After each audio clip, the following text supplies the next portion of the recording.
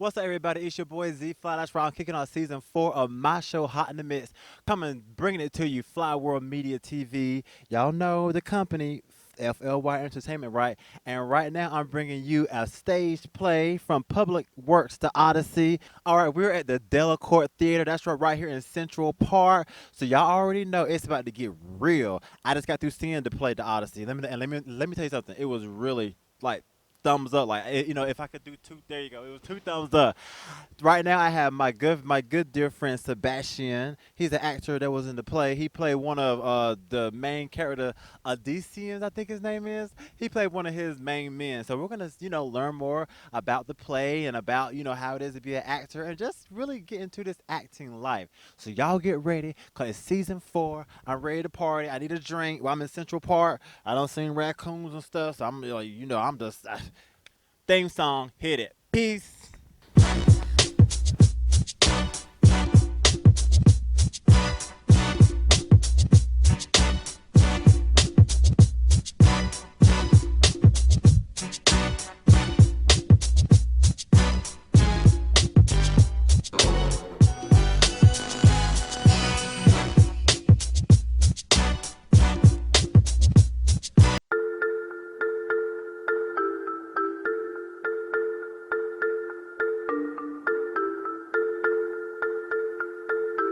What's up, everybody? It's your boy Z Fly. That's right, Fly World Media TV is in your face right now for season 4.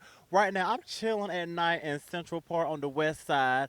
Just got through seeing a very, very great play, The Odyssey, right here at the Delacorte Theater right here in Central Park. I got one of the actors who was in the play tonight, one of the best actors that was in the play tonight, Mr. Sebastian. Great friend of mine. How are you doing, sir? Z, always a pleasure. You are the coolest. Thank you for coming out to the show and sharing this gift that we prepared for the city of New York. Thank you for coming, my brother, and for giving me this opportunity to share a little bit of the magic that was experienced at the Delacorte stage. Are you kidding me? Of course I was gonna be here. For one thing, you're on stage. I'm in Central Park, at the court, at the Delacorte. For one thing. Okay, everybody. Let's just talk about this man right here. This man on the side of me. Okay, I'm not even gonna get into the stage and where we're at. You, my friend, you're a star. Do you feel like a star right now? You know, I was riding the bus today on my way up here from downtown, and a lady turned around and she was like, "Excuse me, were you in the production yesterday?" And I was like, "Yes, I was." And she was like, "My grandson loved the section of row, row, Yeah, the row, rodeo was good. ye men." So basically, it was fun. It was fun. It was a great. It actually felt good to be recognized because all the work that we put in, of course, any production like this, it's not one particular person or any particular member of the cast. It's everybody that and the production team. First of all, I'd like to give a shout out especially to Lear de Bassane, who is a phenomenal director. She is what I affectionately call her the mad genius. And Todd Allman, who did the music, that Oh, I love the moving. music. Yes, Todd Allman did a phenomenal job. As a matter of fact, the opening number, which is so powerful, how much can you take before you break? I mean, tremendous lyrics. I had asked him, Todd, how do you do it? How do you come up with this song? How did you write that one, by the way? And he said, well, you know what, Sebastian? I had a dream, and that whole song came to me in a dream. And I was like, did you know how it was going to sound? He goes, I knew I had to use a choir, but no, it wasn't until they actually performed at the public where we rehearsed. And excuse me. So I'm just in awe to be part of a production where geniuses like that. And of course, I want to give a shout out to Oscar, who's the artistic director of the public, who, when they came to him with the vision for a production such as this, where it incorporated community groups from throughout the country. I'd also like to give a special thanks to Miss Vivian Jett, who, when I went to my gym, who was one of the community partners at the Brownsville Community Center, she was the one who approached me and said, you look like a Shakespeare actor. Wow. Which to me, I was like, what are you saying? What does that mean? Who are you? And she was like, I see you shearing sheep. So I'm thinking, what 50 Shades of Brooklyn is this woman talking about? What does that mean? What do you mean? Why, I'm thinking Silence of the Lambs. This is New York. And Okay. she saw the perplexed look on my face, and she was like, the public theater is auditioning today. I was like, the public theater? Are you serious? 60 years of the best Shakespeare. It's like the Super Bowl of Shakespeare. She said they're auditioning today and you should come. So I went and I went to the audition, my first audition, because I'm usually behind the camera. Yeah. And this was one of the experiences where I just went by faith, not by sight, and I went for the audition and I landed a lead last year in the Winter's Tale. So this is my second year, and I can honestly tell you the emotions that I have felt has been transformative. Theater is powerful. There's a magic and a power in theater unlike any other medium, and I'm just so thankful that I got to experience it with geniuses such as Lear and Todd. Geniuses is definitely a word to describe tonight. The Odyssey is a story told. I mean, I remember it when I was, in school. Just the whole, with the what's his name, Odysseus. Odysseus, Yes. Odysseus, right? It was written by Homer, and it's all the tales and trials and exploits of Odysseus, and it is one of the oldest poems known to man, and it is a huge poem. So what they did was they took that poem and condensed it to an hour and a half Mhm. of musical wonder, and I'm so thankful and humbled that I was even a part of such a huge. It was over 200 member cast. Oh my God. Yes. Now there's so much to talk about, with the play itself tonight, and then just you. But let's talk a little bit more about the play. How long did it take to prepare all this? Amazingly, we spent a month and a half rehearsing. I know it sounds almost insane. You would think, like no, most Broadway productions, I'm sure would take a much longer time, but everybody came from different, professions, and you had professional and non-professional actors and people in production. So in about a month and a half, it took for us almost 2 months for us because we all rehearsed in different sections. Odysseus's men, of course, we had the most rehearsals because, of course, we had to get the synchronicity.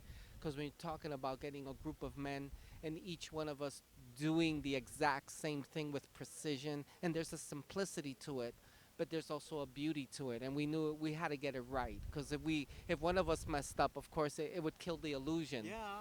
Right. So exactly, exactly. I know you'd be like, "Yo, Sebastian," you You know. messed up. I see you. No.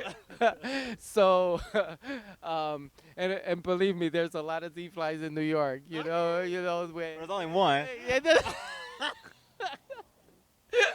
you crazy, you crazy. But you're right, you're right. But as far as the critique, New York has so many critics. So that was the thing, and I must say, Lauren, who was the choreographer, she made it sure that not only did we do it simple and crisp, but also I want to give a shout out to Lori Worlery, who is probably one of the best coaches that we've had personally, who worked with Odysseus's men, and she was there, like with the detail, the fine details, going over the lyrics, because it's a challenging thing, when you're singing, you're rowing, you're acting, you're jumping, you're running, you're doing all these things, you're being seduced, you're being manhandled. Yeah. That's just to say a few of the things that we went through.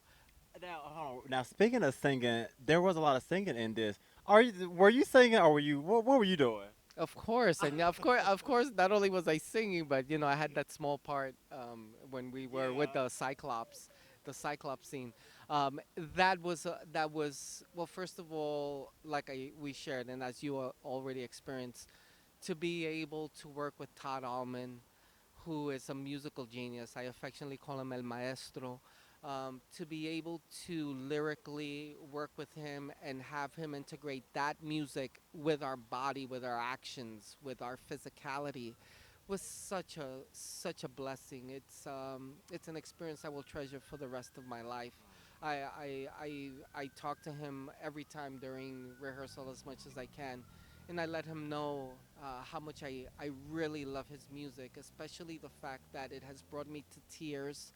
I've seen it bring grown men to tears because, especially the last number where Odysseus and Penelope are hugging and singing to each other. That's one of the most beautiful ballads I've ever heard. And the opening number, the power of the opening number it's magic. It's magical theater. It really is. Now let's talk about a little bit about your character because your character, like you said, you did have your line in there, and then you had a lot of stuff, where you and the other seamen, Odysseus men. yes, Yes, the seamen, Odysseus men. yes, had to really help. So tell us a little bit about your character and how fun was it playing? Well, Polyphenes is one of Odysseus's men, and the beautiful thing about this is, unlike any doing like a lead role, I'm part of an ensemble, which means that we have to feed off each other, our energies. We have to be in sync because, like I said, if one of us gets off or goes off on a tangent, it shows. So we had to trust one another, and we did a lot of exercises leading up to the production building trust with one another. They seemed very elementary. They seemed even like play, like simple play, like tossing balls to one another. Lori she trained us like she really it was like boot camp because she felt the more integrated we were with activity, with our physicality, the more we would trust one another on stage. And it helped and it worked because I've heard a lot of the feedback from different people how they like that portion of the play where Odysseus's men were rowing, were running, and I think that was the challenge. She said something that was very interesting. She said, "Remember, for many years in film, people didn't talk. They communicated through physicality, through their body, through their expressions." So that clicked with me in a very real way because I realized that a lot of our scenes, because of that physicality, because it was part of an ensemble, I had to first trust my fellow castmates, and at the same time also put in that hard work. We worked hard, and it paid off, thank God. And I'm just so glad you guys got to see it and enjoy it with me. Exactly. It definitely tells a story. So everybody, we're actually going to learn a lot more about this man on the side of me, Sebastian. You think the Odyssey is something? He has so much more to talk about and so much more up and coming in his career. So we're going to talk about that next. This is your boy Z Fly, and we are now hot in the midst with Fly World Media TV.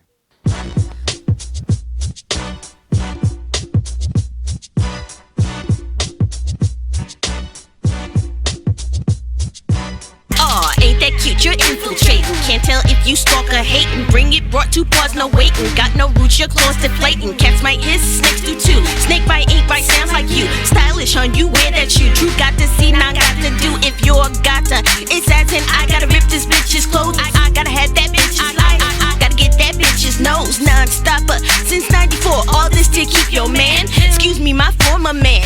Checkmate, you won that hand. Why keep going?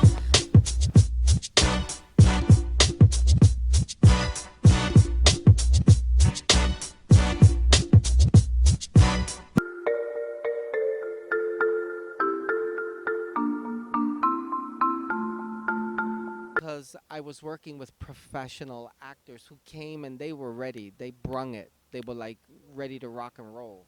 And I had to fight that mental barrier of being self-conscious, and in doing so it slowed my rhythm. And I was trying to act like a Shakespeare actor. I wasn't in the moment. So, and truthfully, analyzing it now, I sounded kind of tacky, and it was not cool. Then later, I just started just getting a little bit more freer and just mastering the language, because really with Shakespeare, I mean, the language says it all. The language does it. I mean, if you can deliver it, there's power in those words.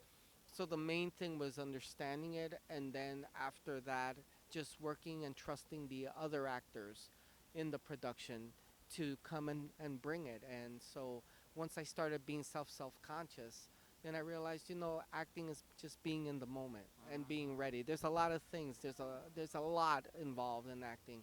I have much respect for actors. It's something that, truthfully, I know some directors use actors as props. They're just part of the scenery. But no, they are phenomenal actors, phenomenal artists. Um, you know, I'm in awe with the craft, and I'm in love with the craft. And I figure the more I learn about acting, the only thing it can do is make me a better director, and that's the goal, really. I love your goals, and I have much respect for actors too because I have a lot of respect for what you and everybody who was on stage tonight did. It's very, a lot of times, we go to the movies, we watch TV, we go to plays, but I think for me, I think plays really put it in perspective like wow because you're right there you seeing you kind of see the behind the scenes where like people are like taking the chairs away and then y'all come in so you see a lot with the play so I really have a lot of respect so since we're talking about roles and acting you know you said that you was a gangster before you played a gangster you tonight you was I'm probably saying his name wrong I can't get anybody's name right this is man what is a dream role? Like, what is your dream role? Wow, that's I got another great question. Yes. Yeah, wow, your a dream role. I wanna dream hear it. role, a What is dream it? role. Wow, wow.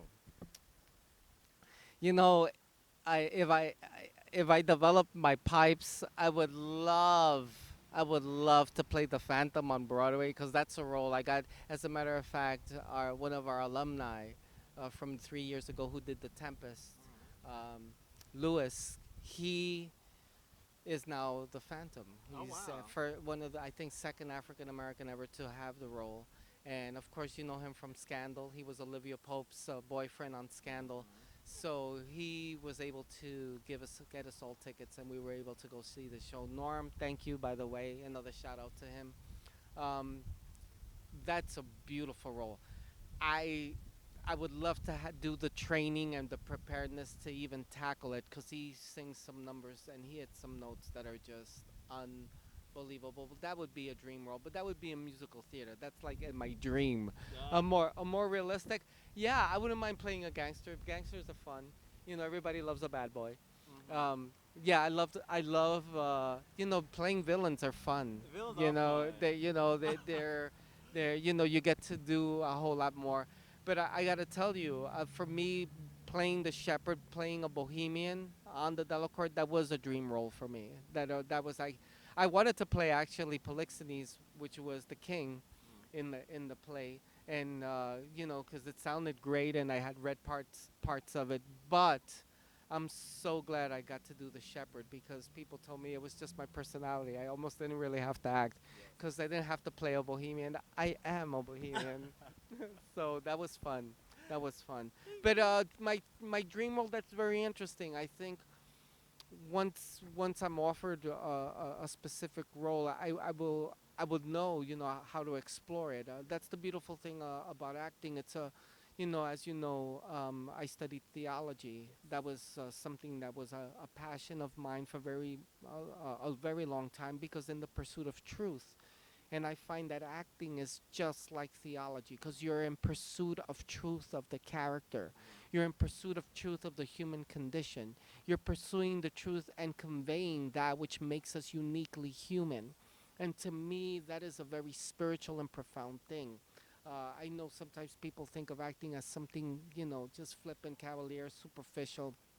I guess it can be in certain instances, but I find there's a profoundness to the art because what you are in essence, you are like a theologian. You are pursuing the truth of a character and what it is that is the essence of life, and how can you communicate that through a character.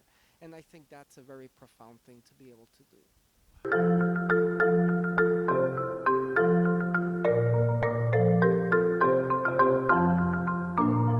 It's time for the segment called What You Thinking? And we're still here with Sebastian. He was in the play Odyssey tonight. They did a phenomenal job for the last night right there at the Delacorte. I'm so proud of you, sir. I'm so proud of you. Okay, but that's okay. Enough of that. Now it's time. Now it's time. Now it's time to get into his mind. A real hot mess. All right, so let's see what you're thinking. Okay, first question. What are your thoughts on A-list actors and actresses such as Leonardo DiCaprio, Tom Cruise, and Michelle Pfeiffer who have never won an Oscar? And they're like A-listers but never won an Oscar. What are your thoughts? The awards are so subjective. It's many times it's political, a lot of things, but if I wouldn't mind winning one. To tell you the truth, that would be a beautiful honor. It would represent not just really for myself. It wouldn't be for ego. It's because I'm a Latino. I'm an Ecuadorian. To be the first Ecuadorian to win one, that would be pretty awesome for my people. And with so much bad rhetoric lately in politics and all this anti-immigrant uh, rhetoric that you hear, it's nice to represent my people and the culture that I represent. So the awards, they will come. Yes, they've been sidestepped A-listers, but think about it. There's a lot of A-listers that haven't even been nominated.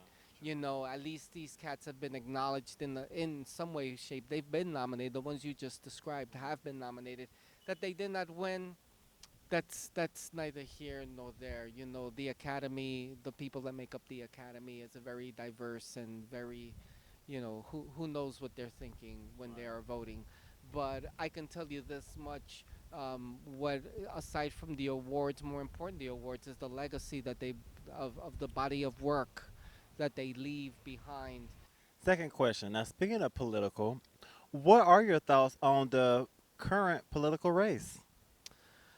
I think that I have a lot to say. I could take up this whole Oh, well, show wait a minute as now. Just give us a little bit. exactly, exactly. But I do know that there have been some issues raised, especially about the Latino community, and there has been some xenophobic and some really really ignorant language being used.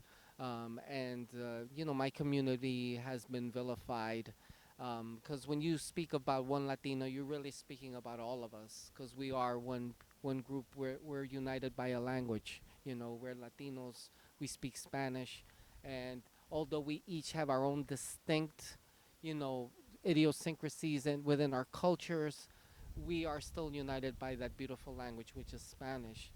And so what upsets me is that there are a lot of frustrated people that happen unfortunately to be racist, and which is a sad thing. But we need to pray for them. As Martin Luther King, we need to pray for our sick brothers, and see that they become enlightened to the fact that America is a very diverse place. And I think Public Works, what we did tonight, is a testament as to the power of diversity. New York is not black, it's not white, it's not red. It's run by green, but it's held in harmony by love. Do you know what I'm saying? I'm a capitalist, and I understand that this didn't happen in a vacuum. I thank all the people that contribute to the public theater, which, by the way, I want to push. For those that, if you want to invest in art, please consider Public Works and the public theater for some of your contributions, because it is truly, truly theater of the people, by the people, for the people of New York. And I believe that that is an antithesis of what's happening today in the political world with some awful rhetoric. Wow. And the last question is, what are your thoughts on actors slash actresses who only play roles of characters of who they actually are in real life? For example, like, you might got, I won't say no names, but you got some people who maybe are a thug in real life and then they only play thug roles.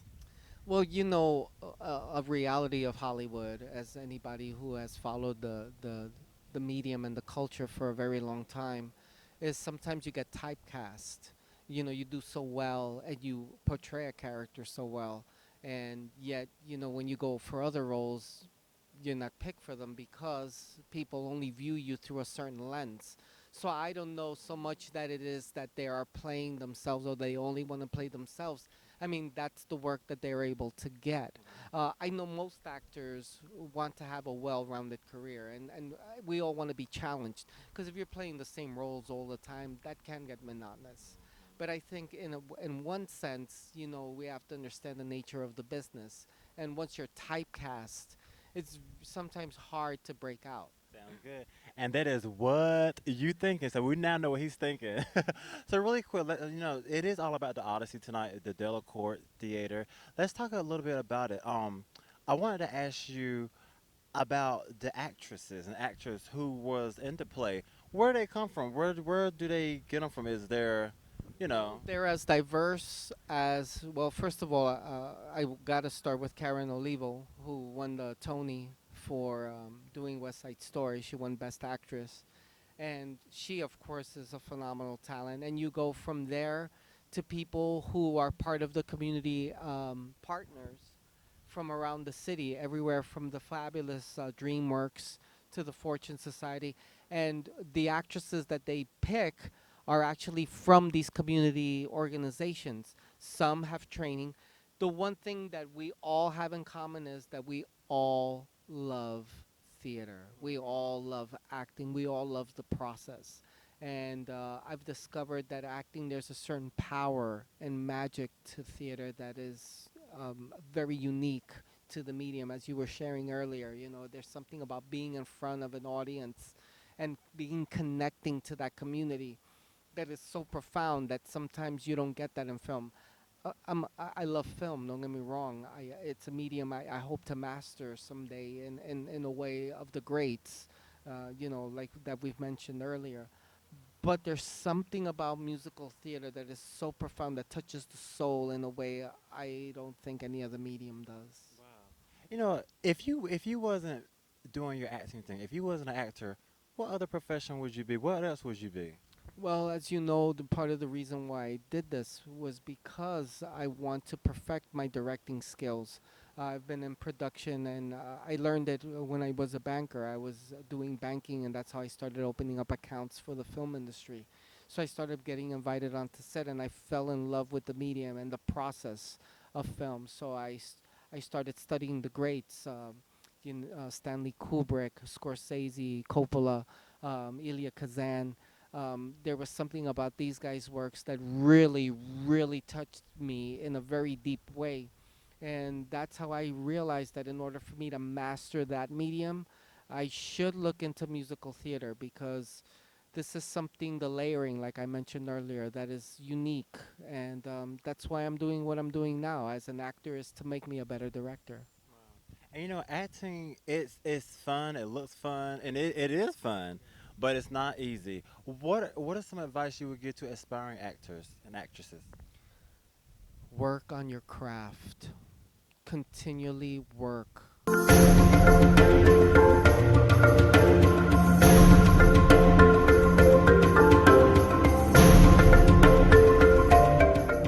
Oscar, who is the artistic director for Public, he said this was a gift that we presented for the people of New York, and I'm glad that were able to partake of this gift. And I could see from your reaction how much you enjoyed this production. And I would just encourage everybody, we're living in very interesting times. There's a lot of talk about, people that are anti-diversity, are anti-immigrant, are anti-minority. And to all that I say, it's a bunch of bunk. It's a bunch of malarkey. The truth of the matter is, it's when people come together from different races, from different cultures. I'm from Ecuador.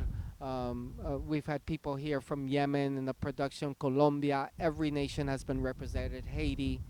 Um, and when you get all these people together and you build a sense of community, there is nothing that cannot be done, especially when when we do a creative project such as this. And I think that's the power of theater, and that's the power of public works, because it recognizes that New York is not just one segment of the population, but all of us, black, white, red.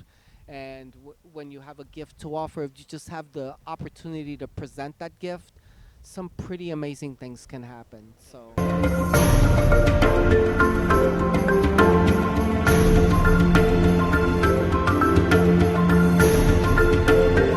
Everybody, you have got to know the actor, the man himself. Now, before we go, let everybody know a fun fact. What's a fun fact about you that nobody knows?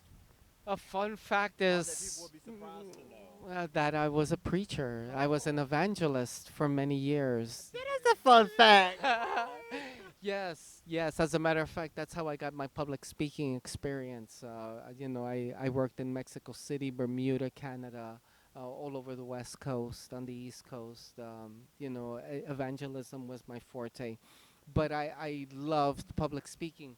And that's what I love about theater because, like I mentioned earlier, in the pursuit of truth, you have to first of all understand people and before you can portray them. So it's all encompassing fashion, music, the layerings, everything. That's what I love about it. So um, Well, we love everything about you. Everybody, this is how you do Hot in the Mix. Everybody, thank you so much for tuning in and also keeping it locked to season 4 of Hot in the Mix Show. Remember, Fly World Media TV is always going to be in your ear, bringing you so many great interviews such as this with Sebastian. Once again, we are here in Central Park at the Delacorte Theater, having so much fun. We just saw an Odyssey play. I got the actor right here beside me. It's only going to get better from here, so definitely keep it locked. Thank you to everybody who tunes in. Thank you to Joe Lewis, the cameraman behind the scenes. He's always he always keep it hot in the mix. He's the one keeping it hot in the mix. So everybody, I am your boy Z Fly, and remember, nothing's changed. Season 4, stay fly, not high. Goodbye.